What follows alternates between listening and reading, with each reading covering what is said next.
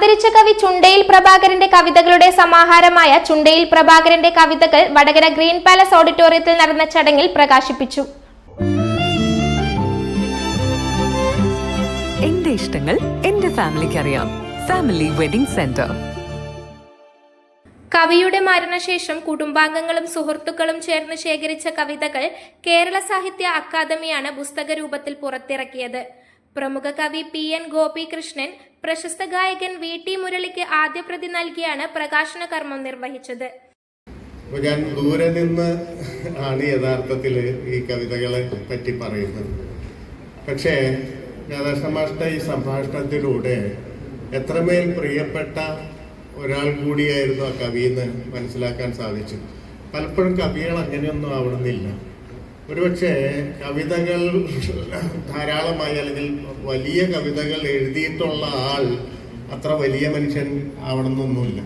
ഒരുപാട് ഉദാഹരണങ്ങൾ നമുക്ക് പറയാൻ പറ്റും. എന്തായാലും ഈ പുസ്തകം അതിൻ്റെ എല്ലാ ഗൗരവത്തോടും എല്ലാ ഗരിമയോടും കൂടിയിട്ടാണ് വരുന്നത് എന്നുള്ളത് വലിയ സന്തോഷം. അതിന് മുൻകൈ എടുത്ത മനുഷ്യരെ ഞാൻ എൻ്റെ ഹൃദയത്തിൽ നിന്നുള്ള അഭിനന്ദനം അറിയിക്കുന്നു. പ്രത്യേകിച്ച് രാധാകൃഷ്ണ മാസ്റ്റർ.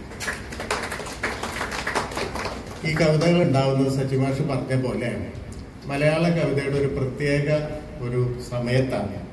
1970-കളിലൊക്കെ എഴുതിയ 70-കളിലും 80-കളിലും എഴുതിയ കവിതകളാണ് എൻ്റെ കയ്യിലുള്ള പുസ്തകത്തിൽ ഉള്ളത്.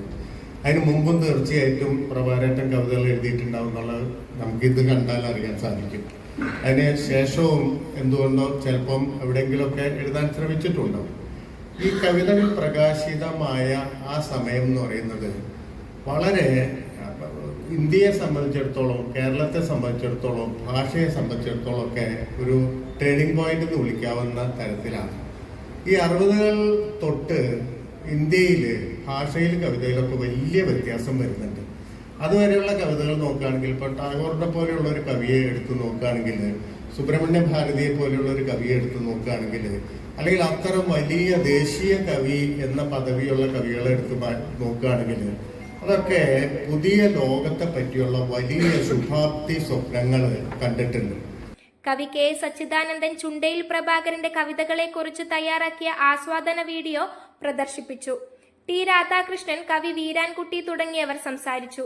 തുടർന്ന് നടന്ന ചടങ്ങിൽ VT മുരളി, ഷൈനി വേണുഗോപാൽ, സരിമ അതുൽ, ശ്രീഗംഗ സുനീത് എന്നിവർ ചുണ്ടയിൽ പ്രഭാകരന്റെ കവിതകൾ ആലപിച്ചു. കവിയുടെ മകൾ അഞ്ജന ചുണ്ടയിൽ നന്ദിയും പറഞ്ഞു.